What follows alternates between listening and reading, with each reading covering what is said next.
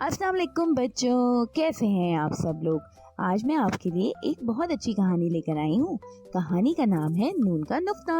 ये कहानी सीमी कमाल और फरा फरूक ने लिखी है। नून बेचारा बहुत परेशान था, न जाने इसका नुक्ता कहाँ खो गया था। वो अलिफ के घर गया। अलिफ वर्जिश कर रहा था। नून ने इससे पूछा, क्या तुमने मेरा नुक्ता देखा है? अलिफ ने अक्कड़ कर जवाब दिया, जी नहीं। नून बे के पास पहुंचा। बे बिस्तर पर मजे से सो रहा था। नून ने उसे जगाया और पूछा, क्या तुमने मेरा नुक्ता लिया है? ना बाबा। बे करवट बदलकर फिर सो गया। बाग में दो बहनें पे और ते खेल रही थी। इतने सारे नुक्ते देखकर नून की तो बाजें खिल गईं। वो लालच से नुक्तों को देखने लगा। ते ने झट नुक्ते अपनी गोद में रख लिए और पे फोन पर बैठ गई। करीब ही ते और से टहल रहे थे। नून ने गौर से ते को देखा। ये कैसा नुक्ता है? ते ने कहा, ये नुक्ता नहीं तोय है। और आगे बढ़ गया। नून से के पास आया। एक नुक्ता मुझे दे दो। हरगिज नहीं।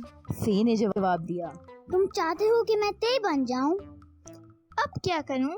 नून ने सोचा, क्या बाजार से खरीदूं? बाजार में जीन और चे टॉफियां खरीद रहे थे। नून को जो आते देखा तो दोनों भाग गए। फलों के ठेले के साथ ही हे और खे खड़ी थी। क्या तुम मुझे अपना नुक्ता दे दोगे? नून ने खे से इल्तिजा की। ये तो मेरे सर का ताज है, मैं नहीं दूंगा। नून के नुक्ते की दास्तान दाल जाल ने भी सुन ली थी। जाल ने नून को देखते ही इतनी जोर से घूरा कि वो नुक्ता मांगे बगैर ही खिसक गया। नुक्कड़ पर रे और जे मुक्के चला कर लड़ रहे थे। इससे पहले कि नून नुक्ता मांगता, एक मुक्का इसको भी पड़ गया। वो जान बचाकर भागा। भागते भागते सीन और शीन से टकराते बचा। शीन के नुक्ते देखे तो नून कहा, तुम्हारे पास इतने सारे नुक्ते हैं, मुझे एक दे दो। ये तो मुझे भी नुक्ते नहीं देता। सीन ने शिकायत की। नून का मुंह लटक गया। कुछ ही दूर स्वाद और तोए जोए भंगड़ा डाल रहे थे। नून भी इनके साथ नाचने लगा।